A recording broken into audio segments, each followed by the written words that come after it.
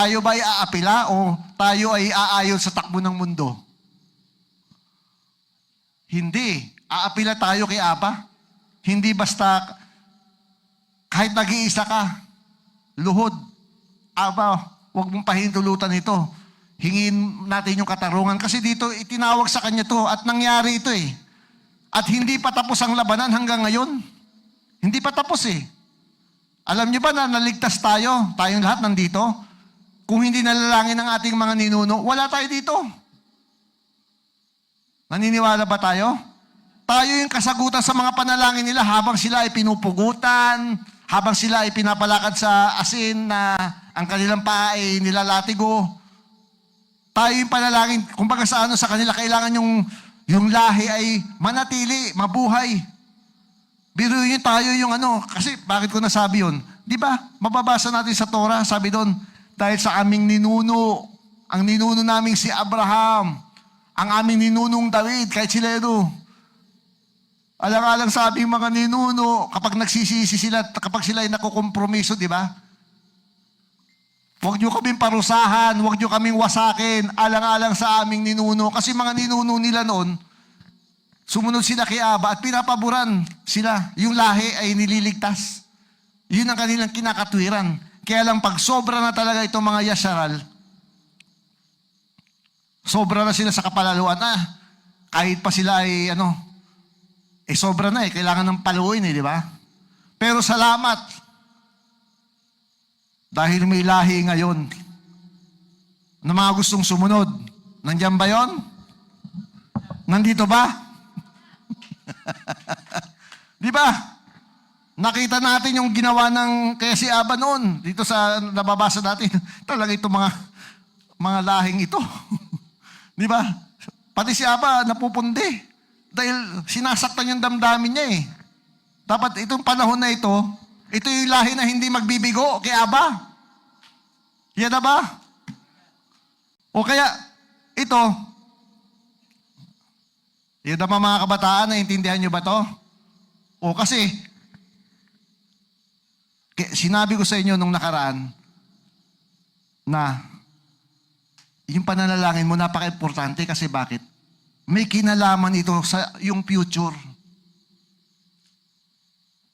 Ang panalangin, ito ay pondo mo. Pondo natin ito. Aba, ilayo nyo po kami sa disgrasya. Ilayo nyo po kami sa kapahamakan. O hindi masama, bigyan nyo po kami ng tamang mapapangasawa, tamang magiging boyfriend, tamang magiging girlfriend, yung hindi kami lolokohin. O, di ba? Kasi ang mundo ay tuso. Di ba? At yan, ihahanda ni Aba yan. Kasi ang panalangin ay naghahanda yan eh. Naghahanda yan para dalhin ka doon sa tama eh. Sa tamang mapapangasawa mo, sa tamang kurso mo, sa tamang kalagayan ng buhay mo. Ilalagay ka doon. Kasi bakit? Meron kang panalangin. Meron kang, ang tawag dito, meron kang marubdob na hinihingi mo. Kung maaari nga, lumuha ka eh. O wala kang makuhang resources, wala kinulang, kinapos, wala ka nang malapitan. Huwag mo muna mag-isip ng utangan. Huwag mo na yun. Baka hindi ka looban ni Aba. O hindi ko sinasabing masama kung may pambayad naman kayo ha. Pero kung wala kang pambayad, salamat. Bakit? May isang solusyon si Aba. Mas maganda pa nga umiyak ka eh. Di ba? Iniyak mo, wala po, saan po? Sa'yo lang ako nananalig. O kahit sabihin kang baliw eh. Yun nga maganda eh. Baliw ka sa harap ni Aba, sa pananalangin, sa paglapit sa Kanya. Normal ka sa Kanya. Sa mundo, baliw ka, pero sa Ama, di ba, mapapansin ka niya eh. Yan na ba? Balik tayo kay Jeremiah. Ito, napakaganda eh. Kasi ito yung opportunity natin. Gusto yung lahat tayo kinakatay. Lahat tayo kinakatay, di ba? Yung nakapila tayo lahat, naman, di ba? Kinakatas ako naman, lahi namin. Gusto nyo ganun na mangyari sa atin? Hindi na, ito yung pagkakataon. Huwag natin sayangin. Opportunity ito upang ang kinabukasan natin ay mas maganda. Biruin niyo, nagkaroon ng HOP, Salamat kay Aba. nagkaroon ng ano, di ba? Kahit antukin ka dyan, di ba? Walang sasampal sa'yo, di ba? Walang ano, di ba? Kasi nakaka-rest ka, pero kailangan mong manalangin. Kailangan nating sabihin kay Aba, ikatok mo, at wag, ganito kasi yun, ang panalangin ganito po eh. Ngayon ko lalong naiintindihan. Hindi titigil hanggat hindi nakikita yung mga resulta. Tama ba? Hindi titigil, kailangan maraming maligtas, maraming dapat makakain sa mga susunod na panahon. Kasi titindi ang kasamaan eh, titindi ang korupsyon, titindi ang, di ba? At yun, nasa kontrol ni Aba yun. At kailangan mapagpala itong kingdom dahil ang kingdom ang magpapakain sa bandang huli. Natutuwa ba tayo mga kapatid? Yung kahariang ito yung magiging solusyon sa suliranin ng mundo. Yada. Kaya ito'y paghahanda, ang pananalangin, ikinakatok mo ito. Kaya kung kulang ang tuition fee, kaya ba humingi?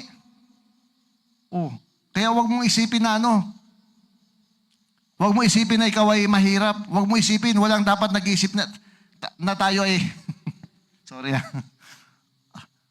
di ba na tayo ay yung, ano ba yan? Mga dukha, di ba? Hindi, mga anak tayo ng hari eh. Treasured possession nga eh. Ikaw yung may karapatan na lumapit. Ayan tingnan ninyo. Ito yung inutos sa kanya. Papababawin ko ng konti magwasak, magbunot, di ba? Kasi marami itinanim sa mundo ang masasama. May itinanim silang mga salita, may itinanim silang mga sumpa. May sumpa na pinakawalan sa mundo kaya maraming napapahamak eh. Yung pananalangin natin, yung pagsusumamo natin, yan yung bubunot. Kaya binubunot po namin, sinisira po namin itong ginawa ng mga masasama. Kasi nag-aalay din kaya sila. Tayo ngayon, ipag-pray natin, Ama, bigyan nyo kami ng pang-alay. Pagpalain nyo kami, isama din natin yun. Kasi labanan ito ng liwanag at dilim. Di ba? Kung wala tayong magawa, manalangin tayo. Hingiin natin, huwag tayong pumayag. Mga kapatid, tingnan ninyo. Ito bilisan ko na. Magwasak, di ba? Magbunot. Magtayo. Yun ang inutos sa kanya eh. At alam kong sinasabi din sa atin yun. Magtayo, ibig sabihin itayo yung yung mga bagay na yung pinapagawa ni Ama, tulad nito. Ito ay bunga ng panalangin eh, di ba? Na maitayo ito. Hindi birong na itayo ito, di ba? Magtayo. Magtayo ng pundasyon, magtayo ng ibig sabihin, mabago yung diwa ng mga pinili. Ayan. Ito, may nabasa ako dito eh.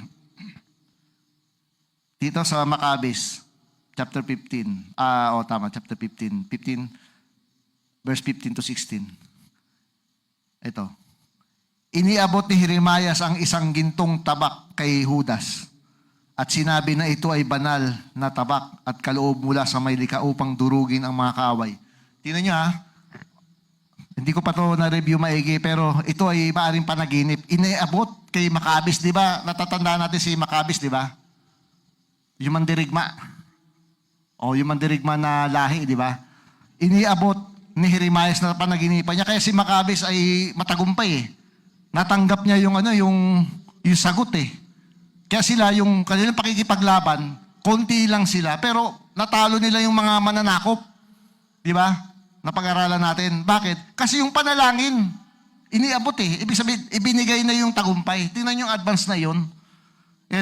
Sa pangitain ni Judas, ayan, tama. Ni Judas Maccabeo, nakita niya ang dating punong kahang Onias, nananalangin para sa buong bayan. Pagkatapos ay nakita niya si Jeremias. Nakita niya yung punong kahanon at saka si Jeremias. Kaya lumakas yung loob niya, tumapang siya. Nakita niya, nanalangin siya, anong gagawin namin na pinapapaligiran kami ng mga walang hiya, ng mga mananakop na ito, anong gagawin? Kasi abusado yung mga di ba? Yung mga sumakop sa kanila. Di ba? Anong gagawin namin? At nakita niya, doon siya lumakas, kaya para siyang merong anong sinabi ng Avengers, di ba? yung kapangyarihan. Kaya paglundag niya, wah! Isang tatabas niyang gano'n, lima agad ang patay sa leeg, sabay-sabay. Ganon yung lakas na ibinigay siguro kay Maccabees kasi konti lang sila eh. Yan na ba? Nasa kanta yun. Tingnan niyo yung kapangyarihan ng panalangin ni Jeremiah sa nakarating pa kay Judas Maccabeus. Kaya huwag natin maliitin ito. Parang nakakatamad, pero hindi mo kailangan tamarin. Kailangan mong pumundo. Kumbaga sa makulit ka. Aba, tulungan mo kami. Tulungan mo ang punong kahan namin. Tagalingin mo. Kung ano yung nararamdaman niya, kasalamat sa Aba dahil gumagaling na daw pa konti-konti. Tama kasi medyo yun eh. Pahabain niyo ang buhay ng punong kahan, ng kahanim. Lahat kami, pahabain niyo ang buhay. Ganun. Tutugunin ni Ama yun eh. Hila ba? Kasi malaki ang trabaho ng kingdom. Allah, ganun pala yun. Kaya wag natin mamaliitin yun. Dahil ito ay may kinalaman sa ating kinabukasan ang pananalangin. O kaya yung mga absent lagi, huwag maiinggit sa mga tinugon pagdating ng araw Nandyan, binigyan siya ng malaking bahay, binigyan ng, di ba? Binigyan ni Aba, di ba? Pin-remote. Kaya yung mga kaya may ganun siya. Sagot niya na lang, kasi marami kang absent, hindi ka lagi nipipray. Tama ba? O wag sana mangyari, mas maganda lahat tayo, pinagpapala, dahil meron tayong dinig na panalangin. Meron tayong ipinundong panalangin. Hinihingi natin kay Ama at gusto ni Ama, sagutin tayong lahat. Sa tingin nyo, si Ama ba gusto tayong pagpalain o hindi? O gusto niya. Ang kano lang kailangan, huwag tayong tumigil magsumamo sa Kanya. Yata. O payag ba tayo, ganito lang tayo? Naku, ako hindi. Hindi ako papayag na ganito lang tayo palagi, di ba? Pagdating ng araw, makikita natin yan. Makikita natin yung mga pangako ni Ama. Kasi bakit? Tapat siya eh. Kung 10 taon ka man na naghihirap sa ibig sabihin, sa survival o ganyan, yung, di ba? Merong ganun, may panahon talaga ng survival, di po ba? May panahon yan eh. Pero yun ang pagpapala ni Ama, mas higit pa doon sa taon na tiniis mo. Ganun eh, ganun ang nakita ko dito eh. Mas marami, mas mahaba eh. Kaya lang sa panahon na yun, kailangan mas lalo tayong mababa ang loob, mas lalo tayong hindi tayo malalaso ng yung ng sanlibutan, di ba? Tama ba mga kapatid? Hindi na dapat maulit yung pagmamalaki ng Yasharal nung sila ay pinagpala. Yada?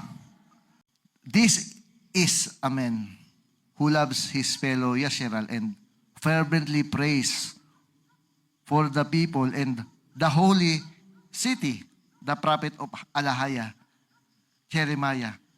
Ay nakita ito ni Judas Maccabeo. Itinuturo niya si Jeremiah. Ito si Jeremiah. Mahal na mahal niya yung lahing ito. Mahal na mahal niya kahit siya ay pinagtatawanan. He fervently prayed. Ibig sabihin talagang nagsusumamo siya, wala siyang tigil, hindi siya nagsawa. Di ba? Kaya tinutugon si Jeremiah sa pamamagitan ni Judas Maccabeo. Sabi doon, ganito ang kanyang pagmamahal. Pagmamahal sa tao ng Aba at sa banal. Yung noon, yung banal na lugar. Ganon niya kasi bakit? Karangalan ni Aba kasi ang isang banal na lugar. Yada ba? Kaya pagdating ng araw, alam niyo ba, ako naniniwala, kapag nagtagumpay tayo sa pamamagitan ninyo, dito, baka i-congratulate tayo ni Aba Yahweh. Di ba? Yada ba? Dahil sa pakikipag-isa. Kasi sa panahon na yun, hindi ka na pwedeng manalangin. Sorry po. Hindi ka na pwedeng manalangin noon. Tapos na. Di ba? Napag-aralan natin yung sa Book of Esdras, mga kapatid. Kaya alam ko, sa oras na ito na nawa ay napagpala po ang lahat, nabago ang isip, napalakas. Ito po yun, inuutos po ito ni Aba Yahweh. Kaya samantalahin natin, lalo ng mga kabataan, para hindi kayo mapariwara at mas maganda ang buhay ninyo sa kinabukasan. Be blessed po sa lahat ng mga anak ni Aba Yahweh, lahat ng pinag-aharian ng Aba Yahweh. Yada.